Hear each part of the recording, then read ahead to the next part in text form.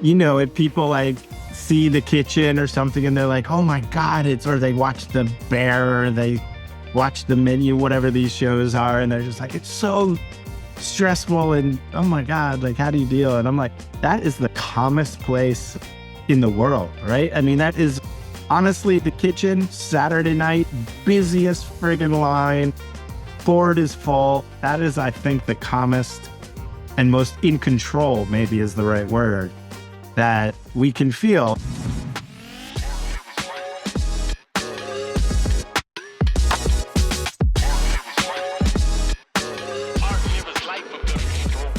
Yeah, well, welcome to the show.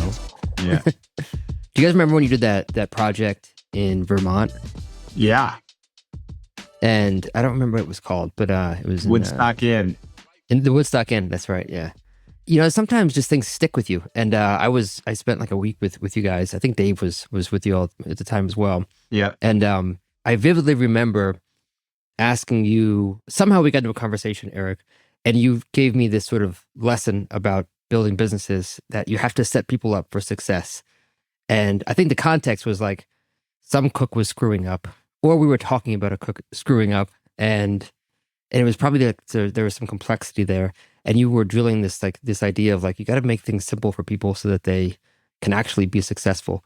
And I don't know why, but it was a light bulb for me, because I just, you know, coming up in kitchens in New York, it's like, how hard can a station be? And can you add more, can you add more steps, and how difficult can you make these pickups?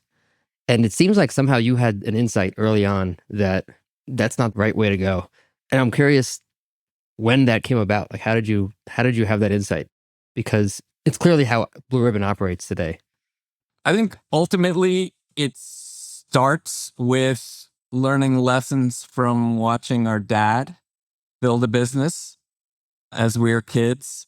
He was a lawyer, but he started a law firm and built it into one of the biggest law firms in New Jersey. And so while he was doing that, he was kind of going that same attitude and that same approach that you described of, let's make this as complicated and difficult and hard for everybody as possible and be the best. But people burned out, people fried, and a whole bunch of like critical people to his partnership left at one point. And that really stuck with us, that, you know, you can make one restaurant and act like a fool, but to make a company and a business, which is what we wanted to do from day one. I mean, we wanted to do it from like when we were teenagers. We wanted to make as many restaurants as possible and have this food company that, you know, displaced Hellman's and Heinz and every other thing there is. We're like, we're coming for you. But the reality was, unless you can set up each job so that the people you're hiring can do it, you're stuck in your kitchen. You're stuck in your restaurant. And not that being stuck in a restaurant is a bad thing if you want one restaurant. But if you want to have a second restaurant, and you want to have a third restaurant, and you want to have a 25th restaurant, and you don't want to be miserable every day going in to see what people are doing wrong, you have to set up systems that are handleable and manageable by the people that you're dealing with. You can't have this sort of dream approach that you have the ultimate cook in every position who is striving for excellence and can kick ass every station. Because a lot of times in circumstances, guys like that don't stay with you because they're capable of doing much more and being, you know, more productive and wanting to learn more. They want to make progress. They want to get to the next restaurant. They want to do that. And for us, it was like, let's take whoever we can coming in as dishwashers and teach them to be a cook. Teach them our approach to cooking, our approach to how you handle your station, the steps you take, the motions you take, how essentially how you execute every step. And if we can actually teach that, then we have the ability to go on and do a second restaurant. Because our objective has always been, let's try and teach the second wave to be better than the first wave. Be stronger at the stations to kind of, we adjust things here and there to make it work for who we got.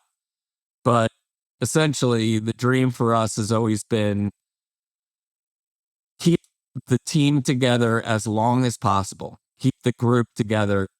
If you got to work for 18 hours a day, you may as well be doing it with people you like, and not, we've not in a circumstance where you're like, oh my God, I can't wait to get out of here. And, we've all been in restaurants that have toxic situations. And in France, we kind of watched and were part of, kind of abusive, as I think is the safe word, environments where it was just, treacherous, and people were crying, and it was just bad friggin' news. And when we started, we were like, let's do something different.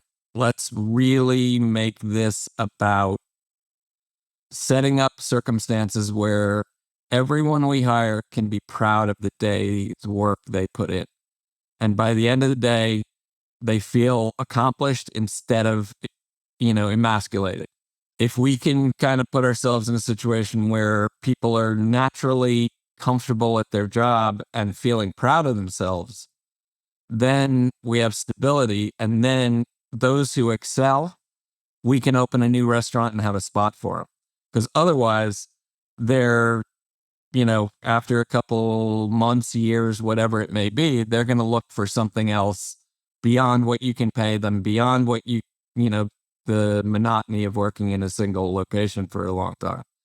So it's given us the flexibility, I think, to expand in the rate that we have and to maintain consistency, which has really been our main focus from day one. Yeah. And it's not a novel idea, but it's pretty novel in that when you have good food as well. And also, I think for people that listen that might not know Blue Ribbon, I mean, you've been around for almost 3 decades. So it works. But, that's not necessarily an approach that we hear from restaurants where it's also really good food, especially when you started back in the day. Because usually there's like an arc for when a chef opens restaurants. Is like, okay, I'm just going to be as wild as I can so that people think that this is amazing, and it will be impossible to execute, but we're just going to like ride this tightrope. And then over time, they kind of mellow out and, find a groove and sort of, become less narcissistic, right? Where it's not as much about them. But you guys didn't have that arc. Yeah, the thing that really clicked for me was when Mondrian closed. And they'd just gotten 3 stars. It was like, this is, what we all strive for. This is what everybody wants to do. Get 3 stars in the Times and accomplish this great feat. And then I was like, well, wait a minute. They did that and they're freaking closed. So what is it actually that you're trying to do? And at that point, the blend between business and culinary approach kind of came through us and synthesized back out into what Blue Ribbon became. Yeah. And I think, I went to cooking school 5 years after Eric. Eric had been in New York for a number of years cooking, and I came back from, straight from like working at Pierre Gagnère and Cordon Bleu and all these, fancy places. And I think initially, my head was more where you just described. I was like, I got these dishes. I've been thinking about them for years. This is what we're making and blah, blah, blah. And I remember like making my first special, where Eric was like, all right, make something. And I made a dish and it was great. It was, I forget exactly, but some veal chop or this or that. And I was like rolling out pastry dough to rolling out dough during service and folding. Yeah. Yeah. Like the last turn on puff pastry or something. So it was just perfect. And I remember, like, Eric said to me before service, like, okay, this is great. It's a beautiful dish. How's it going to be when there's 4 on the board and you're making the 7th one? And basically it was crash and burn. And, I still probably didn't learn after that first one, but, it was kind of Eric's kind of focus on the fact that us as managers, as much as anything, were ultimately the people responsible. And I think that's one thing that I think Eric, taught the entire Blue Ribbon, team, and the hierarchy of the team was that the onus really falls on the chef, the floor manager, the GM. These are the people ultimately who are responsible. And what blows me away is when we move to a new city or we hire new chefs. And like Eric said, we used to just hire, the dishwasher, the prep cook. Then they became the salad guy. Then they, work saute for a little bit. Then, they got to the grill. And that's the Blue Ribbon model for 32 years. It hasn't been possible when you go to a new city, and you're 3,000 miles away. But everyone from sous chefs to chefs just have this thought and mentality that I'm going to test everyone around me, and I'm going to test the line cooks. I'm going to test the prep cooks. They need to, pay their dues. They need to be beaten down. They need to fail. They need to, do all these things. And then the sous chef will let you know all the mistakes the line cook made and why service was a disaster. And Eric and I are sitting like, are you freaking kidding me? Like, this is your job. You are the one responsible. You are in charge, not these guys. So I think that whole kind of, putting the onus on the managers. And that's when I started to understand that, yes, I could make this amazing dish, but it threw the entire kitchen into a tailspin and made it so service was impossible and we couldn't succeed. So that was my fault. That wasn't anyone else's fault. So yeah, I think we've always been it is up to us to create that environment. And like Eric said, we came from a bunch of really bad environments. We came from a couple of great ones too, where, I worked in the same restaurant called Le Recamier in Paris where Eric worked years before me. It's the greatest experience of, I think, both of our lives. And that's also where we learned about responsibility of the chef, because the chef controlled that kitchen in an extraordinary way. But then you came into, New York, and you would see these other restaurants where everyone would just want to quit and leave. And I think Eric worked in some tough environments in New York as well. And when we were sitting there writing, building Blue Ribbon and then writing the menu, our focus wasn't really what food we were making. It was what environment we were creating. And that was, 1991 into 1992, where we were just like, let's create a place where people can be successful every day. And yeah, sure, there's issues. Things don't always go perfectly, but it was important that the dishwasher could handle the dish pit and the prep guys could finish the prep list. And we didn't come down on everyone when they didn't do it. It was our fault because we hadn't thought through all the variables that could have tripped them up. And that's where that onus fell back on ownership or whoever was in charge. Yeah. I mean, it really stuck with me. I think I don't know, again, in a very short time, sort of absorbed a lot of how you all approach that. And to this day, I have this, That's awesome. I have this philosophy of everything's my fault, basically, as a leader. Either I created the wrong, I didn't train them well enough. I didn't nurture them the way they needed to be nurtured, or I hired the wrong person, which is the worst one, which hopefully doesn't happen as much. But, it's funny when you hear a manager complaining about like the team is not doing well, and you're like, you realize that's you that you're complaining about. Yes. But it is tough. How do you deal with mistakes? Like, how do you handle, like, maybe just at the leadership level, how do you guys handle when someone makes a mistake? Kind of depends what level of mistake. Generally, we're really kind. try and let depending upon what it is, if it's a decision during service that was the wrong decision, we won't push back during service Yeah. as it's happening. We'll let them go through it, and then we'll let kind of the night settle. And then the next day, straightforward conversation. I wasn't there, couldn't see exactly the circumstances, but here's how I see it and what you should have done as opposed to what maybe you did do. And what we do to combat that essentially is, and this may be, kind of abstract, but from hiring, somehow or another, you have to choose people who instinctively know right from wrong, or will, without anybody watching, will want to do the right thing.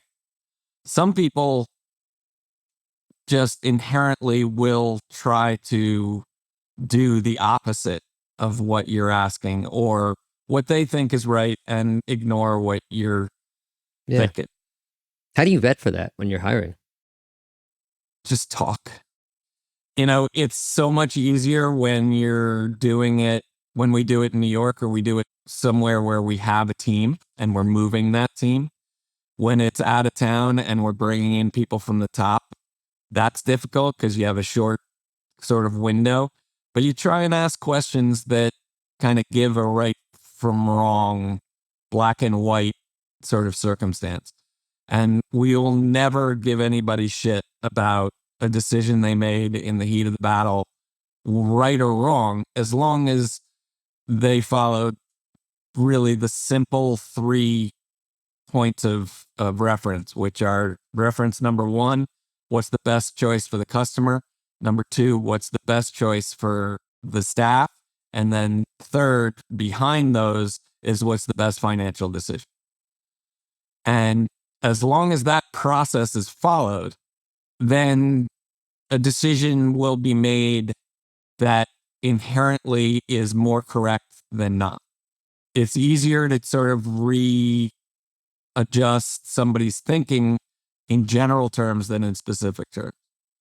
I think with like general mistakes, though, we've never, I can pretty unequivocally say, we have never yelled at somebody for overcooking a steak or dropping a plate or, the kind of the mistakes that take place in our business on a fairly, we're not charging someone when they make, they do something wrong or stuff.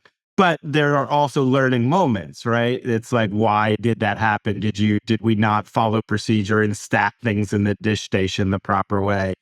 Are you using, you're new to the grill. Are you using a thermometer? Are you cooking the steak in the technique that we did? So I think we approach mistakes as learning moments. And it also gives you great insight into the capacity of who you're training. And when it's the 10th time of saying, here's the thermometer in the steak station right next to you, you're still having this issue, use the thermometer, and if they're not, then you have a bigger issue, right? That's more of a, guidance. Maybe that's our fault, or maybe it starts to become their fault if it's, habitual and perpetual. So, I think we just deal with errors because it's every single night. I don't care how good your restaurant is, whether you're Le Bernardin or the pita place on the corner. There's mistakes made. It just happens, and these things are inevitable. We deal with them again as a responsibility of the chef and the leader in the kitchen. So it's always comes down to, did you set them up? Have you trained them? If you're just yelling at them, you just drive a wedge into that potential level of communication and that kind of mentoring. You're just driving a wedge into that. You're eliminating that ability to positively mentor.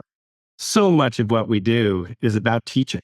I don't think a minute goes by when I'm standing in the kitchen where it's not a teaching moment, whether it's, me peeling a carrot and trying to do it better than I've ever done it before, or watching somebody else peel a carrot who's uninterested in peeling a carrot, right? It's like, hold on, stop.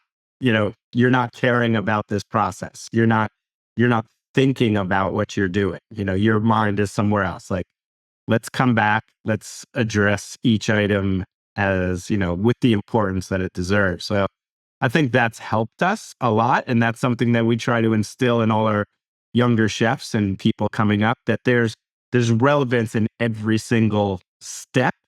There's relevance in every movement and gesture and interaction. And you have to be aware of it. And if you're not talking about those things all the time, because you see stuff happen that's not right. I often say to chefs, like, you're watching a guy cook a steak completely differently than we've taught them or how we do it in this restaurant. As soon as you don't say anything, you've accepted that, right? You've actually taught that person that what you said 3 weeks ago doesn't really matter that much, right? So I think that's a big part of those kind of mistakes is, as long as you're constantly guiding and communicating with your team, those mistakes generally aren't so massive that you have to, take real disciplinary, measures to get there. Yeah. It is almost 3 decades now, right? It was like 27. 32 Over years. 32. Jesus, Blue ribbon a month ago, and sushi nuts. 29. So, Oh my God. It's So, I mean, I didn't even realize I was 32 years old. Wow. I'm trying to do the math here. I'm Yeah. 43. What is the biggest difference today from when you started? Like something, is there anything like viscerally, like, wow, this is so different what we do today in aggregate of the whole company, from when you started, 3 decades ago? Yeah, I mean, I think from my point of view, one of the things, and it may also be, I mean, there's probably a couple of things, but one of the things is, I think in the beginning, even when we had 1, 2, or 3 restaurants, it really came down to being nice to people and making good food. And I think if we did those 2 things, you were there. Like, you had a good restaurant. If those were your focuses and you achieved them and you just treated people great, you made delicious food, you gave them good service, that was, 99% of the battle. I feel like in the last, numbers of years, last decade, let's say, there's a lot more conversations with lawyers and accountants and financial this and social media and vying for your position. And there's just things that take you out of that kind of central focus of cooking good food and making people happy. That's still, in our world, that's still at the forefront of how we deal with our restaurants. But there's all these little things kind of pulling and nagging and tearing and, oh, you did a special. Did you get that video? And did you post it? And did that? And did people respond? Or, you posted this video and it had somebody wearing torn gloves and looked terrible. And take that, you know what I mean? And then it's, there's the litigious stuff. There's like the industry has changed. There's the margins. We used to be able to run 33 to 35% food costs and you were like golden. That was like, now if you're running 25% food costs, you're on a razor thin edge. So a lot of these things, costs and just the realities of the business, I don't know if competition is the right word, but just that sense of vying for something beyond word of mouth has definitely had an impact, I would say, on the business. For a lot of us in New York, at least, the first time we experienced Blue Ribbon was going there after work. You finish work, then go there at 2 a.m. or whatever, and get the oxtail and things like that. I don't even live in the city anymore now. Is that still a thing? Totally. I mean, since COVID, we pulled back our hours, to 9:00 during COVID, and then it went to 9:30, 10:00, 11, 12. Now we're up to 2:00. We're back out to 2:00. Hopefully we will get to 4:00 sometime in the future, but we are as busy as we've always been late night. Did you plan for that when you started?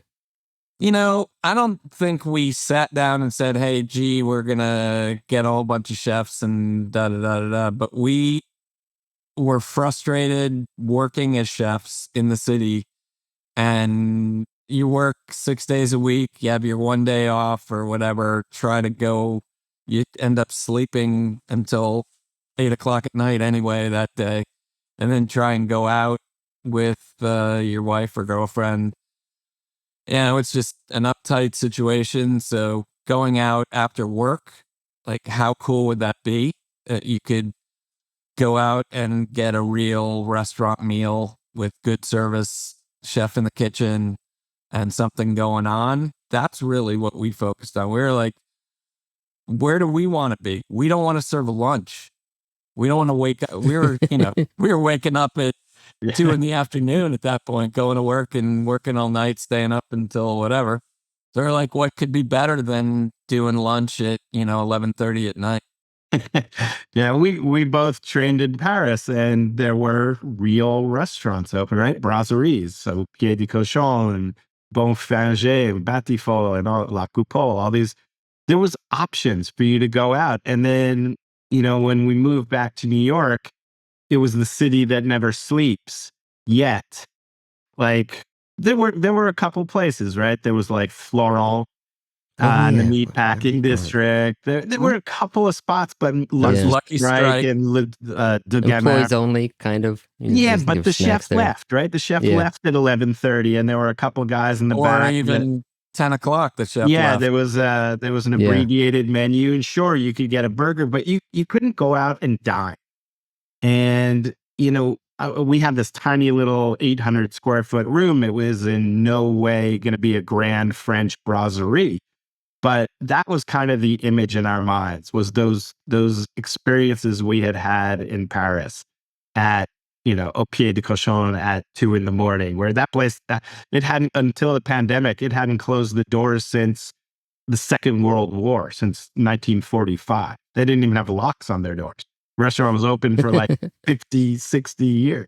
And that was such an inspiration to us. And the oysters, and like having somebody shucking oysters at the front of the restaurant, which was super uncommon in New York in 1991. Like these things, we had such a minimal budget. We had such a tiny little place, but we just knew there were these couple of key elements that we wanted to have. And it was basically oysters, full menu till late at night. We didn't, I think, in the very beginning, know it was going to be till 4 a.m. And more than anything, I don't think we knew that chefs were going to show up, because it's not like, okay, the cochon was filled with chefs.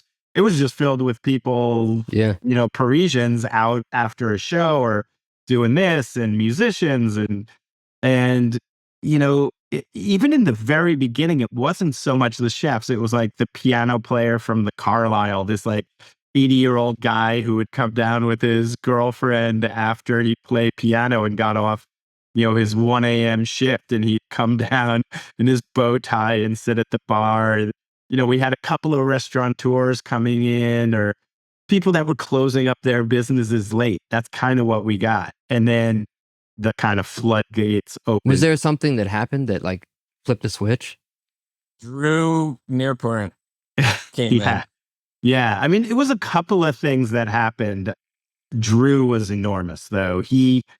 I think we were on Montrachet was still open in Tribeca Grill, and somehow we were on his route home, and, driving past one night, he saw the neon in the window, and we were a couple of months old, I guess, maybe 3-4 months old.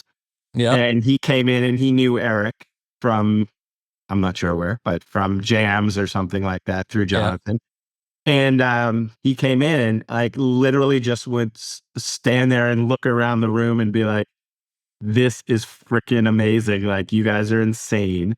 And, the most incredible thing. I'm having oysters, and I'm having a bottle of Chave at like, 2:30 in the morning in New York City, and frog's legs and bone marrow. And he's like, I'm telling everyone. And literally it was like, he told everyone. Bocuse and Roger Verger and Wolfgang Puck and Bernard Oiseau, like every chef from France who was coming through to do the James Beard House. And Drew just drilled it in. And then it was like a few years later, or it was then Danielle and Jean-Georges. And then Mario Batali had just moved to New York and had opened a restaurant a block and a half away from us. And then, Mario was coming in, and he would bring his staff. Then Bobby and Lawrence Kretschmer would bring everyone from, their restaurants, and it just Mesa Grill, and then Bolo, so it just slowly kind of started to grow. And on any given night, a Tuesday, a Thursday, a Sunday, it really didn't matter. We would just have, there was the Jean-Georges table, the Danielle table. Charlie Trotter was in from Chicago because he was doing an event. There would be his table. There would be Drew holding court, and it was just it became our literally every day. Yeah, that was a scene too. I mean, I guess by the time I didn't get to New York till 99 or 2000. It was at that point, I guess it had already hit. That was one of the first places I went after work. Yeah. I mean, it was crazy. And we would, from a cooking point of view and a chef point of view, it was such an interesting thing because we would get ready. We'd get into the restaurant at 2:30. You get ready. We opened from 4 p.m. till 4 a.m. And we would, get your station set, do everything, have dinner with the staff, do service. We do 225 covers with 48 seats, and we power through. And 11:15, we have a little bit of a lull, mellow out. We'd all clean, the cutting boards, wipe down the kitchen, get everything, and just get ready to do it again.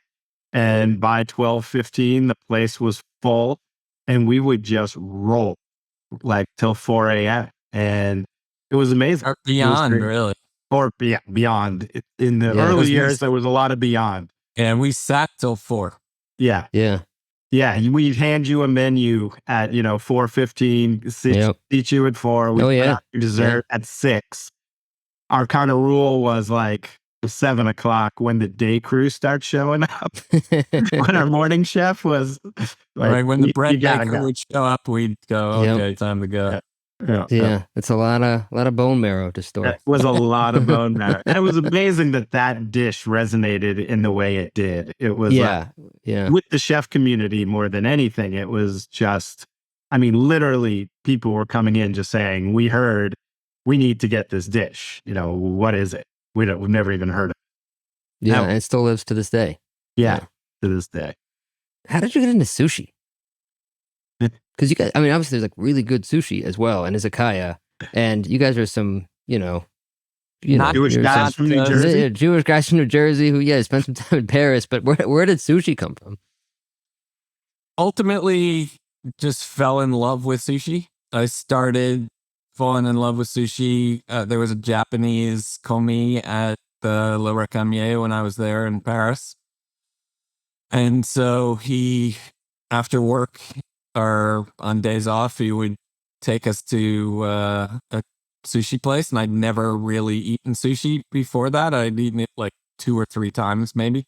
And it was just a really dramatic, sexy place. It was called Yaki Jappo. And it was, I don't know, it just stuck really forever. And Bruce and I just were so taken by Japanese culture, Japanese design, Japanese approach to food. Initially in 1993, we actually we're going to open a fusion Japanese restaurant on the corner of Spring and 6th Avenue. And we kind of got it. We were going to do French and Japanese fusion and all this kind of stuff. And we were like, well, it's kind of hokey doing fusion. So let's not do that. Let's do something, utterly traditional. And when we had opened Blue Ribbon, and we were so friggin' busy, it was just unmanageable. And we couldn't really keep product for a day in our refrigerators. We just didn't have enough room. So we were like, we need another space. We need a refrigerator, a walk-in somewhere. So we reached out to our landlord and said, do you have any additional space? And they said, well, we have this one little spot up the street that used to be a spot for baby carriages, or before that it was for horse and carriages or horse and buggies or whatever it was.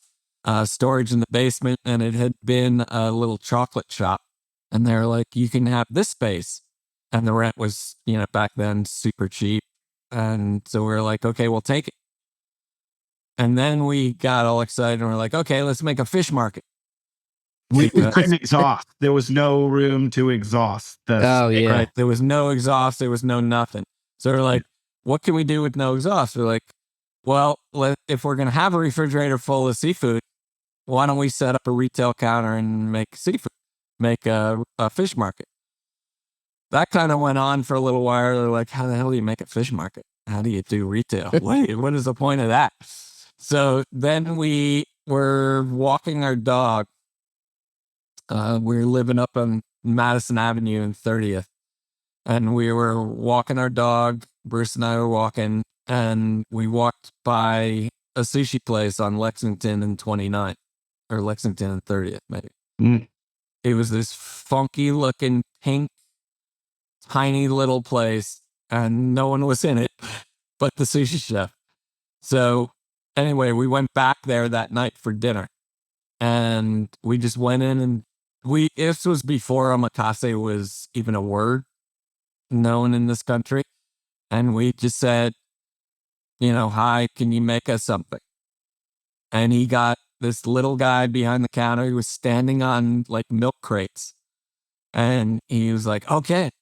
And just like ran around and ran in the back and came up and made us this stuff. And pretty much from the first bite, we're like, this is different and better than where we've been going. We then kind of went on this mission to try every Japanese sushi place in Manhattan. Like every day we'd go either for lunch or for, What year was it? 93, 94. When did Seki open, by the way? That was much later? Or? Sushi Seki? I think they may have been open at that point. It may have existed at that point. I don't know. Good question. I'm not sure. Right around there. Anyways. Yeah. The big one those days was like Sushi Sei and I think Hatsuhana were like kind of the midtown, not terribly friendly to right. people We who went didn't there, look like they fit we it. found them to be very austere. Yeah. Very uncomfortable from what we thought was a comfortable restaurant. We found that the service was cold and disinterested, and there was basically a gist toward us being Americans that we weren't worthy of the good fish. One day we're at Sushi Sei. Bruce and I are at Sushi Sei. And we asked to sit at the sushi bar. They say no. There's no one in the friggin' restaurant. They seat us at a table, and there's a Japanese couple at the sushi bar getting what we now know is omakase. And we looked at the menu, the waitress came, and we said, we want what they're having. And she said, not for America. She said that? Yeah. And you won't like it. We're like, what does that mean? Yeah. So that whole experience for us was like, all right, this is our mission from God. We need to turn sushi into a cool experience. It's not cool now. It's not something that American diners feel comfortable with. How can we do something to change that and to make it worthwhile to go into this world? We talked to Toshi over and over and over, got friendly with him, his family. We were spending weekends together. How did you meet him? Just walked in and met him. He was that was the experience at that tiny little pink sushi place. That was Toshi. So we said to him one day. He actually said to us, "How what's it like in Soho?" And we're like, "It's so fucking busy. It's so amazing." Da da da. Like we're doing 375 covers with 48 seats and all this stuff. And he's like, "Well, maybe one day I'll be lucky enough to have a sushi restaurant in Soho." Whoa. And we looked at each other. We're like, "Boing, let's not make a fish market." let's make a sushi place. So then we asked him to be our partner, told him we were going to open in 3 months or 2 months. We opened 15 months later. We did all the construction ourselves. So how did you, or did you at all incorporate Blue Ribbon, the style of culture and of course service, everything that you created? How did you bridge that with Toshi just coming in and running a sushi joint? Did you give like directives, or did you have somebody? We essentially ran the whole thing with, we led the show on the vibe, the energy, how we handled customers. Design. What did he think of all of that, by the way? Was he surprised or to see that this just new way of having we sushi? talked about it every day. So I think, we were very into teaching at that point. So we just preached all the fucking time. We must have been pretty difficult to deal with. Yeah. But we were committed. It was like an obsession. And we talked to him about it. He was coming from a restaurant that, wasn't busy, rarely had more than 5 or 6, 8 people in it. And it was amazing to him, the opportunity to have. And it was, it wasn't perfect sailing, but it was challenging. We reached out to him to try and conjure up his feelings from childhood and his experiences at home, what he would eat, what his mother would make him, what made him feel good. And that's the kind of food we started with at the first sushi. Was really as traditional home cooking as we could get and as true to the art of sushi as we could, but in a New York American consuming environment. Yeah, I think, with Toshi, we always kind of, we took those Blue Ribbon influences. In fact, in the beginning, we were like bringing up to his restaurant, we would bring all these products from Blue Ribbon when we would go up to have dinner with him. We'd be like, here's catfish. And he's like, no, not catfish. We're like, lobster? Yeah, we just kept bringing stuff that was kind of on the menu. And he would prepare it for us and make it things other than catfish that he thought was a good idea. But it was this kind of really amazing exchange of ideas. And he watched us building it. And again, it was literally us building this room. It was every day he would show up in the morning with his little mini Japanese novels and his OTB tickets. And, he'd disappear for an hour, go to OTB, come back. And he'd watch us build stuff. This was like, as Eric said, for over a year of us building this restaurant. Poor Toshi would come every day, every single day, and stand there. And we built it, me and Eric, a couple of the Blue Ribbon employees, and this one carpenter. And the restaurant really evolved in an extraordinarily organic way. And we would go down to Blue Ribbon was, 50 yards down the street, busy as could be. After a long day's work, we'd go down to the kitchen. Toshi would then come down to the kitchen. We'd talk about food in the kitchen. Sometimes he'd sit down. His wife would come in and they would have dinner. And so it just went on for like a year of this getting to know each other process, also living what was happening in SoHo, what was happening in Blue Ribbon, the sensibilities of it. And I think one of the things when we first opened, which may have been the worst opening of all times, maybe a story for another day, it was like this spirit of Blue Ribbon kind of came through design, through lighting. Eric and I never wanted to be at the sushi bar. Again, we were like, two Jewish guys from New Jersey is not really who you want making your sushi at a, exciting Japanese sushi restaurant.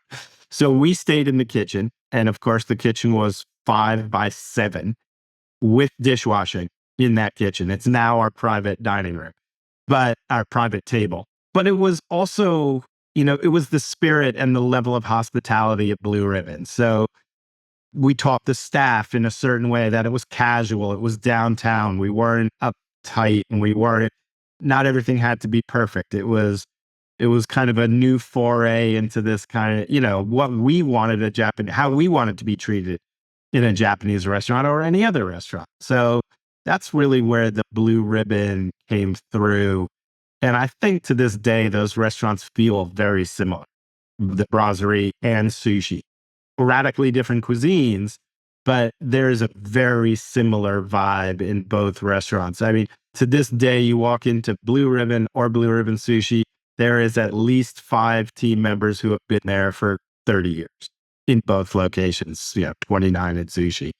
They just have this kind of iconic, legendary status at this point. But, there were years where the first year and a half at Blue Ribbon, we couldn't buy fish. Like Eric said, there was a lot of pushback to us being American owners. And Toshi was kind of blacklisted. Like we couldn't get good fish from all the people we all buy. Now all you have to do is call up and say, sure, I'll pay the $60 for the amazing Toro. They wouldn't even give it to us. We could not buy it. So we were struggling in the beginning, and Toshi was unhappy.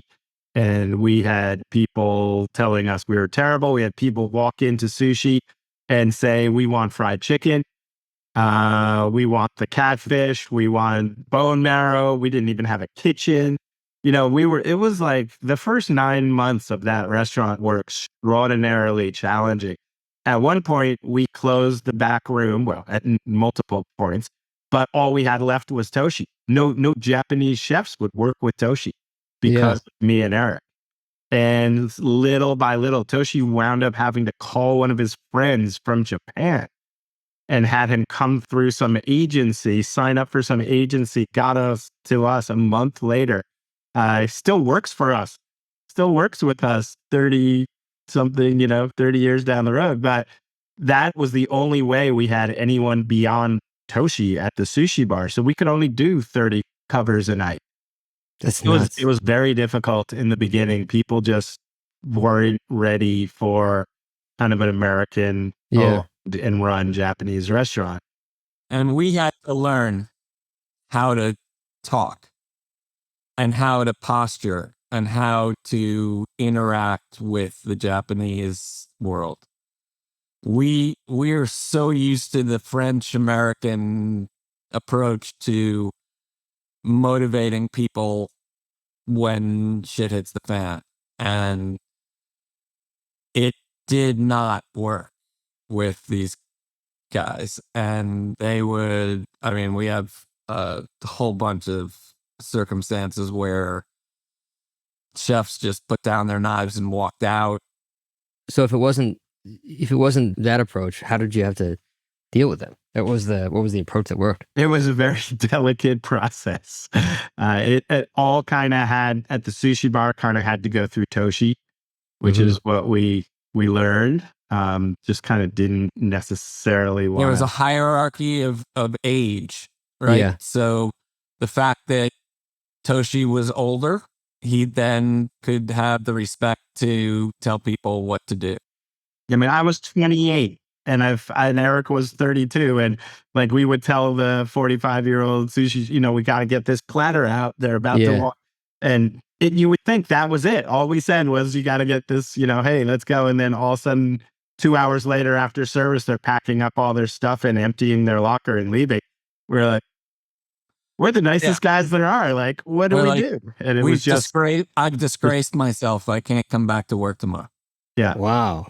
Yeah. That's crazy. They were shamed. So we dishonored family and can't work anymore. I mean, we are so protective of our sushi chefs. So to this day, is that culture still, wow? I would say it exists, but there is so many sushi chefs in America and so much kind of Americanization. And at this point, there is a whole group of chefs who are very good sushi chefs who aren't just traditionally trained in Japan. Yeah. There's the next generation. So yes, I mean, we have an amazing environment in those restaurants and really great communication between everyone. But you have to be aware of it's just a different world than what we grew up with or what we were used to. Now, obviously, it's second nature and it's part of our family and we all get it. and we all work very well together, but it's so different than it was. There's a lot of people we don't let talk to the sushi chefs. Yeah. Yeah. And it's very focused on respect and a proper protocol and proper just interaction. How does that work with the bar and grill? The sushi bar and grill, is it similar? That's kind of a mix, right? We kind of approach them all the same way. The sushi bars, whether it's Izakaya or Blue Ribbon Sushi or Sushi Bar and Grill, or now the new one, Sushi and Steak, they all have varying degrees of kitchen, right? The original restaurant basically had no kitchen. To this day, it's still super minimal, but they all work really basically the same, that the communication through the sushi chefs goes to a specific point person, and that's how things are dealt with. And yeah, that's almost how it should really happen at each level in each area of the kitchen. You know, you don't want the waiter running into the dishwasher and saying, "Where are all my plates?" Right? That needs to come through the chef and stuff. And what we learned in the beginning was there was a little bit of flexibility with that stuff in the traditional French American kitchen. There, we didn't have that flexibility in the Japanese kitchen. So we've been very stringent and adherent to, you know, the way things are supposed to, the way things need to operate there. Yeah, I mean, you guys have opened a lot of restaurants. Do you have like some general heuristics now that you follow, given how many? I'm sure there's been some you already mentioned. There's pretty terrible ones, terrible openings, but you know, there's got to be some big takeaways and learnings now, like after so many under your belt. We've learned a lot. We really have learned a lot. Not to say we still don't make mistakes, and it's inevitable on like opening night. Eric and I all look at each other and be like, "Holy shit! Like really? Like we made that mistake again." But I would say over the last number of years, we've become pretty adept. We know the things that need to be in place. We know the positions that are the most important and need to be filled. And, you know, I think we're good at training. I think ultimately our ability to train. So we've had a string of, I don't want to jinx us, but we've had a lot of really pleasant openings where 5 days down the road, you kind of feel like the restaurant's been there for a while, you know, and everyone's, of course, you get better and better over the first, 4 to 6 months, but I feel like with the team we have, we can also bring 5 guys from New York, 3 guys from Vegas, up to Boston or vice versa. And we bring our key people. Again, the onus falls on management. So it's like, let's train each station. We'll have a head chef in each station when we open a restaurant. When you open new concepts, obviously, you throw a big wrench into the works and everyone's got to learn how this whole thing, we just opened this great place with a freaking massive grill, wood-fired grill. That was like a huge learning curve for everyone. And that was actually a pretty amazing opening. With that said, we're still learning. We're still figuring it out 5 months into it. It doesn't have 20 years of experience, but yeah, we've had some really rough ones back in the early days. But I think we've learned all of the openings in the early days were brutal. Yeah. Yeah. I mean, you don't know about how other people open restaurants because you're just doing your own. But maybe if you could even just speculate a little bit, and you had to tell people in general some advice about opening restaurants, because it always sucks. It always sucks. There's never enough time to train, never time to open. I think we do 2 things. One is we try to open without press. It's not easy, obviously, at this stage, but we try not to blow ourselves out the first week and then try to pick up the pieces. We try to definitely open the beginning of a week, not on the weekend. And we control the reservations to the point where we think we have leaders in every position that we know we can handle and serve, whether it's the kitchen or the floor. And that really goes a long, long way. We have the luxury of having a lot of people, right? We got a lot of employees, and we have a lot of high-level employees. So to do an opening, we can bring 12 people or 15 people and put them in every spot in the restaurant and try to work on it, because you always have people who don't make it the first week. Yeah. We're very focused on teaching the station how it should be worked, not just letting somebody come in and hope they get it, or let them do their thing, or let one shift do it this way, one shift do it that way. We definitely focus on organization. Everything has its place, everything has its routine, everything has its process. And that helps us the more we get going. But definitely the personnel that we can count on and we can communicate in short sentences with, who know the program, and we've done it 30 something times already. So, that's really, I think, what helps us the most. Yeah, and I think, and this is obviously comes down to somewhat of a financial question for various people and how they're opening the restaurant, on what budget they're opening. But you spend all this time conceiving, you spend all this time planning, you spend all this time building, you spend all this time trying to get all the recipes right, all this effort, and then you get to that opening. And I think, you have to be very careful about not allotting enough resources to an opening. Because when you don't, you push that process of getting the restaurant to where you want it to be that much further out, right? So if, holy crap, we're running out of money and we have too many employees here, it's stressful. And for us, it's kind of like, don't go into the project unless you can fund it.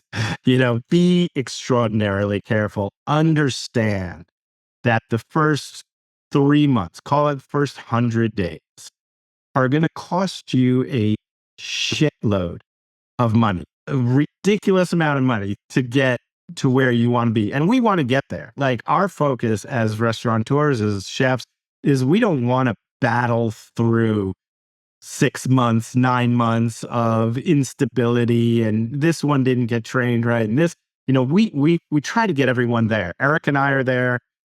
Chris is there. Mike is there. Martin is there. All our core team is there. We want everyone there. So there's a cost to having everyone there. The good thing is we feel, 30 days in, everyone's well trained and in a good spot. We put in that really strong effort in the beginning. We had people there. They worked overtime. We had more people than we needed. We had doubled up in each station. There's a cost to all that. That helps you have better openings, we feel. There's a number when all of a sudden you have too many people and that gets complicated. But I think us learning and making sure we have the right staff in place, the right leaders in place. So when we do these openings, like Eric said in the very beginning, people are set up for success.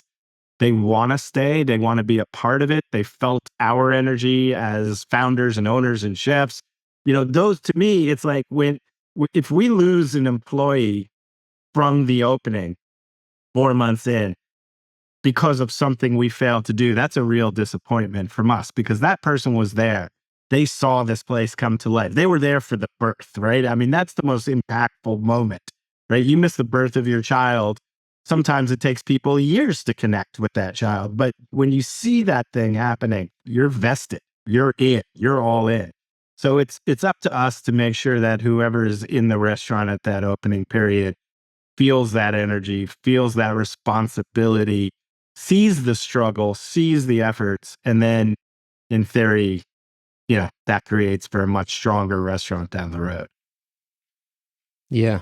It's common sense. It makes a ton of sense, but it's a big risk to put all It's a those big resources risk, toward. and it's a big, It's scary when when you go into an opening and you got so much money on the line, and if you're not busy right off the bat, you're losing cash. We were much happier doing that when the beginning, when we didn't know or ask from our elbow or what was really going on financially. We're like, yeah, we're doing great, until the accountant comes in and goes, what are you guys up to?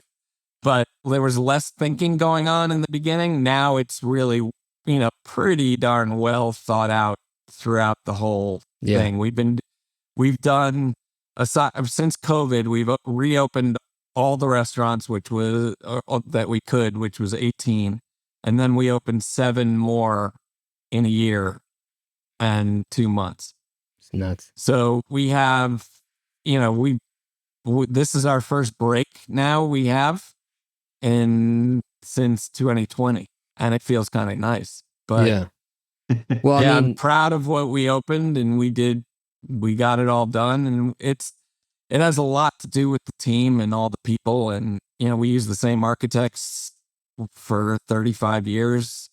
We've Same purveyors. yeah. yeah. I mean, and you know what? You don't have that much gray hair. I think I might have the same amount. I trimmed a I'm little all- today. I'm I don't all know if you grayed can out tell. here. You got the beard, you know, trim there, but Now, at the end of the But, day, for us, this isn't stressful stuff. I yeah, know, and you know it. fun. People like see the kitchen or something and they're like, oh my God, or they watch The Bear or they watch the menu, whatever these shows are. And they're just like, it's so stressful. And oh my God, like, how do you deal? And I'm like, that is the calmest place in the world, right? I mean, that is honestly the kitchen, Saturday night, busiest friggin' line, board is full. That is, I think, the calmest and most in control, maybe is the right word, that we can feel. And we're at that point now with opening restaurants and designing restaurants. And that process is really, it's super satisfying.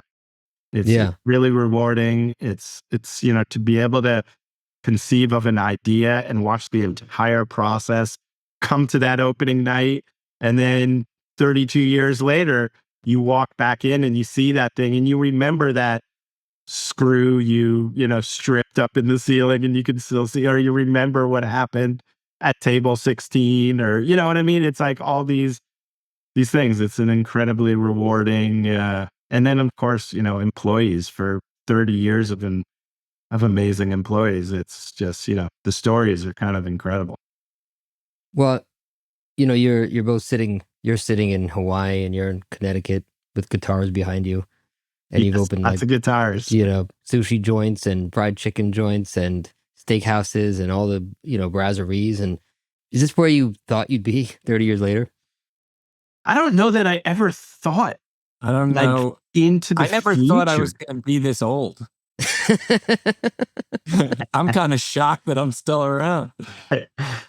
Yeah, no, I don't think we've thought about it in those terms. I don't think that, I mean, Eric and I as little kids, I think Eric alluded to it.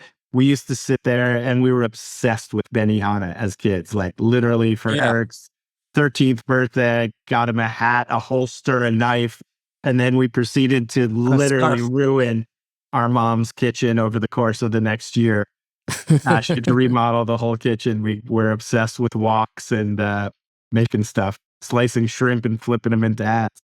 But, we wanted to make good versions of the foods we grew up. Like Eric said, like the Hellmann's and the Kraft Mayos. And we were always like, God, couldn't this be better? Couldn't there be better quality of this? Or you'd go to the Chinese restaurant that was fun, but couldn't we make a better version? The Japanese, the steakhouse. So it had always been like something we talked about as teenagers.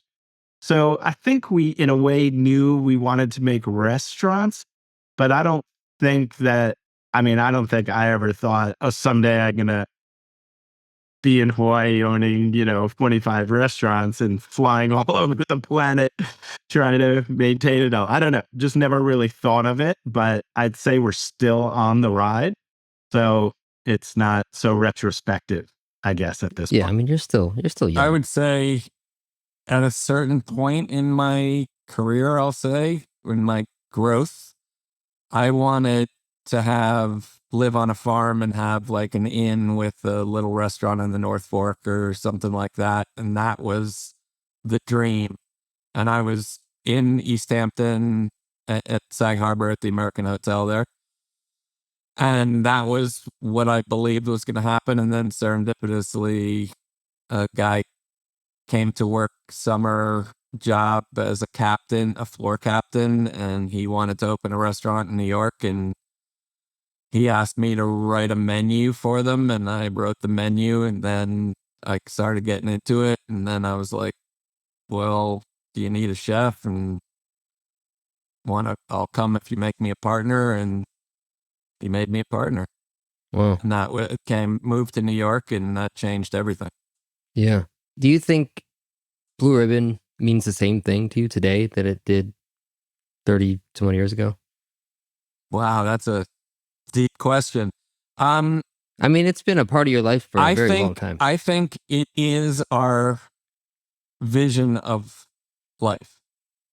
And that may sound weird, but I think we both, but I'll speak for myself. I think I view Blue Ribbon as a way of life, as an approach to life, really, and just how you do things, how you want to do things, who you want to hang out with, how you want to be to other people, just kind of a compassionate, meaningful life that, you know, employing people is something that's really important and meaningful to us. And the fact that we can continue to employ people for, 30 years is an amazing thing. But the fact that we can still open places and bring more people into it. And, I don't know, it sort of sounds like a cult, but it's just how we communicate. It's how we live our lives, and it's how we get along, really. So in that way, it's the same. Yeah, it's hard to know where you're going to be, when you're going to be, and what it even is that's in the future, because never really kind of looked at it that way. I always kind of looked at it as, where am I now, and where, how do I want to behave? And that's Blue Ribbon to me. Yeah, I think for me, it's very much the same. And I mean, Eric and I, as I was saying before, both worked at that restaurant Le Recamier in Paris, and the chef kind of laid it out for us. I mean, Eric was there for a year. I was there for almost 2. You would ask him a question about, like, you'd say, "Hey, Robert, why are you using cracked black pepper instead of white pepper?" And he would, like, literally stop service. He would just look you in the eye and, like, ask you, what type of person do you want to be? And that's how he would start, by answering this question of, like, which pepper to use. And he was so spiritual in everything, and everything mattered. Everything mattered. And what mattered more to him, which is, I think, really a continuation in Eric and I, is how you lived your life. And he always said, like, it's ridiculous that people have a work life and then like a home life. He's like, especially as a chef, because you do this all the time. This is everything. It's in your head. He's like, I know. He would say, like, when you go home, what are you thinking about? You're thinking about what dish you're making, or, it's never ending, right? As a chef, it just really is never ending. And he was always about, why are you going into this industry? What is it you want to be? And whatever you're doing here is your life. This is how you conduct yourself. How you deal with the dishwasher is ultimately how you're going to deal with your kid, and how you're going to deal with your wife. And if you do it disrespectfully here, that's going to carry on. And that was huge, I think, to us. And when we actually came up with the name of Blue Ribbon, we really wanted it to reflect that experience with Robert and Paris and cooking school, but we wanted it to be American. We didn't want to, like, call it Le something something. We wanted to be American. We wanted, and that was part of what Robert said to us too. Go back and do your thing. You learn the stuff here. Now you go create your version. So, Cordon Bleu is our cooking school. The literal translation of Cordon Bleu is Blue Ribbon, and it exemplifies so many things that are so paramount to what it was. And Eric said earlier, what you do, what's right for the customer, you do what's right for the staff, and there's this financial thing at the end. But that was kind of what Blue Ribbon meant to us, was being the best at what we could be. And it didn't have to be the fanciest, right? The Blue Ribbon pig is sitting in mud at the county fair, or the pie wasn't a perfectly formed pie, didn't look like Le Nôtre, right? It was like some lady in her kitchen. And so that's where Blue Ribbon always wanted to fit. It didn't need to be the fanciest. It needed to be delicious. It needed to be made with integrity. It needed to be made with respect, but it didn't, need to fit this other category. And that's why that moment that we came up with the name of Blue Ribbon, we were just like, boom, done. That's it. That's who we are. That's our American heritage. That's our French experiences. And that's ultimately how we want to live our life. Yeah. I didn't know that about the origin of the name. It's funny. You guys remind me so much of my favorite author is this guy named James Michener. I don't know if you're familiar with. He's historical fiction. Yeah, he wrote Hawaii and a number of other ones. He has this quote. Actually, I'm going to read it to you guys because I think you'll really resonate. I just pulled it up. Actually, I have it on my desktop. That's awesome. But it's not from a book. It's just from an interview. And he said that the master in the art of living makes little distinction between his work and his play, his labor and his leisure, his mind and his body, his information and his recreation, his love and his religion. He hardly knows which is which. He simply pursues his vision of excellence at whatever he does, leaving others to decide whether he is working or playing. To him, he's always doing both. I've always loved that quote, and it's funny. But the more you all were talking about Blue Ribbon, just as an idea, not just a business, it reminded me of it like more and more. Yeah, no, that's amazing. That is it. I mean, you said you haven't been, but do you think about the future now? Like what's, it's been 30 years, what the next 10, 20, 30 years is? Yeah, we talk about it. We continue to open restaurants, it seems. We are still excited. We still have ideas. It's also at this point about inspiring the next generation of chefs and hoping we can create people who carry on what it is we've started. At some point, the kitchen becomes more and more difficult, and that kind of traveling around the country and all those things become a bit more difficult. But all in all, I think it's just to whatever we do, it has to kind of, make Blue Ribbon stronger and better. And that's just kind of how we've thought about it all these years. We always have opportunities. People are always reaching out to us to do this project and that project. We're pretty picky about what we do and what we get involved in. And we need to make sure our team and our company, right there, it's more than just chefs at this point. There's an office, and there's, there's more going on than there once was. So, we have to be able to continue to excel. We don't want to do anything if we can't do it to the fullest. So we're very focused on our team. We're focused on a lot of the guys who were, dishwashers 30 years ago. They're still with us, right? I mean, it's an amazing thing. We have prep cooks from day one who are still prep cooks. We have guys who are dishwashers who are now the chefs of restaurants. It's just ensuring that their world, their legacy, their families, our families, are taken care of, and that we run the restaurants responsibly and do a good job. And just try to, make people happy. At the end of the day, that's what we do. And that's why I think we're successful, is we enjoy making people happy, right? It's the basic, if you don't enjoy that, you really shouldn't be in the hospitality business, right? This isn't a great place to just come and make, money. We've heard too many people say like, oh, I'm just going to sit back and count the cash as it rolls in. Those restaurants are always closed in like a year, right? I mean, we've all seen it. If you don't love cooking and making people happy, there's no real point in continuing. We still love all that.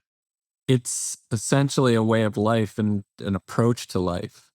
So that doesn't really ever go away. So the lines are sort of obscured as to whether there's actual retirement possible or it just goes until it doesn't. But yeah, it's hard to not feel the weight of 25 places and 1,700 people and all that stuff going on. And it's an immense accomplishment, but it's also a responsibility. And it's special. It's not, I mean, we're a family business. It's me, Bruce, my wife, our brother Ken, his wife, all of our friends. Yeah, it's quite an entity. It is. It is. Well, I just want to thank you guys, and I'm really grateful to know you and grateful for what you have built. Obviously for your team, but for the industry, it's just amazing. So thank you, and thank you for taking some time to chat with me. No, Always honored Thanks, to be able Josh. to spend some time with you guys. It's exciting what you're doing, and meez has been terrific for us. Great. It's love really, that. I mean, it's helped us expand because we can get recipes and procedures and processes with videos and every other thing in the hands of the cooks. And that's something that, we've worked on so many projects for so many years and struggled with PowerPoint presentations and other sheets and other, we've tried everything. Yeah. recipe books, however else, procedure manuals and whatever, and people don't read them Yeah. or they misread them. And visually, it really helps us. And we opened Brasserie in Boston last year. Actually, we just celebrated the 1-year anniversary. Yep. Well, And without that, we would have needed probably 6 more chefs to support the wow. team than we had. So that's a That's super cool amazing. thing for I us. love hearing that. I might have to quote you on that one. Have you used the translation yet? I haven't actually. The Yeah. scaling, or what do you mean translation? No, it translates like 140 Oh, languages. yeah. Yes, we It's great do for that. take that in. Yep, we've been Yeah, you using could just- that as well. Just change the recipe. I mean, honestly, the scaling is huge for us. Yeah. And you create all these recipes at opening, and then you realize what your actual level of business is a couple of weeks in or a month in, and you realize all the recipes you created. Now you have all these people doing math all the time in your restaurant. That's been my favorite thing with the meez is I'm like, no, I only have 11 pounds of, of this, not 10. Not or everybody's all good at this math. stuff that's made it really cool. Yeah. Yeah. Love it. Love hearing it. Well, thank you guys. And thanks for the support. Awesome, Josh. Yeah. This was awesome. I really appreciate it.